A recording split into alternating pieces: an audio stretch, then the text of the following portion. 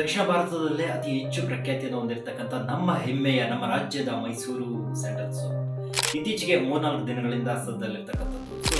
ಸಾಕಷ್ಟು ವಿಚಾರ ತಮಗೆ ಗೊತ್ತಿರುತ್ತೆ. ಯಾಕೆಂದ್ರೆ ಕಳೆದ 3-4 ದಿನಗಳ ಹಿಂದೆ ತೆಲುಗಿನ ಖ್ಯಾತ ನಟಿ ತಮನ್ನಾ ಭಾಟಿಯಾ ಅವರನ್ನ ರಾಯಭಾರಿಯನ್ನಾಗಿ ನೇಮಕ ಮಾಡಲಾಗಿದೆ ಮೈಸೂರು ಸ್ಯಾಂಡಲ್ ಸೋಪ್ ಸಂಸ್ಥೆ.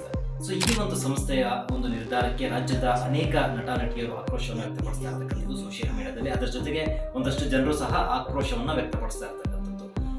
ನಮ್ಮ ರಾಜ್ಯದಲ್ಲಿ ಅತಿ ಹೆಚ್ಚಿನ ಒಂದು ಪ್ರತಿಭಾನ್ವಿತ ನಟ ಮತ್ತು ನಟಿಯರಿದ್ದಾರೆ. ಅದನ್ನ ಹೊರತುಪಡಿಸಿ ಬೇರೆ ರಾಜ್ಯದಿಂದ ತಗೋಬರುವಂತ ಅವಶ್ಯಕತೆ ಏನಿತ್ತು ಅನ್ನೋ ಒಂದು ಪ್ರಶ್ನೆಯನ್ನ ಈ ಒಂದು ಸಂಸ್ಥೆ ಮುಂದೆ ಇಟ್ಟಿರ್ತಕ್ಕಂಥದ್ದು. ಇನ್ನು ಈ ಒಂದು ಸಂಸ್ಥೆ ವಿಚಾರಕ್ಕೆ ಬರೋದಾದ್ರೆ ಇದು ಸರ್ಕಾರಿ ಒಡೆತನದ ಸಂಸ್ಥೆ ಆಗಿರ್ತಕ್ಕಂಥದ್ದು.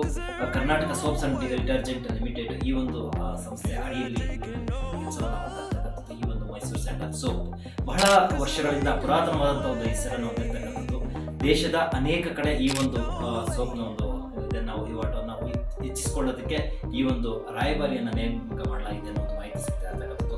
ಇದ್ರ ಬಗ್ಗೆ ನಿಮ್ಗೆ ಏನು ಅನ್ಸುತ್ತೆ ಕಮೆಂಟ್ ಸೆಕ್ಷನ್ ಅಲ್ಲಿ ಕಮೆಂಟ್ ಮಾಡಿ. ಹಾಗೆ ನೀವೇನಾದ್ರೂ ಮೈಸೂರು ಸ್ಯಾಂಡಲ್ ಸೋಪ್ ಅನ್ನ ಬಳಕೆ ಮಾಡ್ತಾ ಇದ್ರೆ, ಇಷ್ಟು ವರ್ಷದಿಂದ ಬಳಕೆ ಮಾಡ್ತಾ ಇದ್ರೆ ಅನ್ನೋದನ್ನ ಕಮೆಂಟ್ ಮಾಡಿ. ಹಾಗೆ ನಮ್ಮ ಚಾನಲ್ ನ ಸಬ್ಸ್ಕ್ರೈಬ್ ಮಾಡ್ಕೊಂಡಿಲ್ಲ ಅಂದ್ರೆ ಕೂಡಲೇ ಸಬ್ಸ್ಕ್ರೈಬ್ ಮಾಡ್ಕೊಳ್ಳಿ.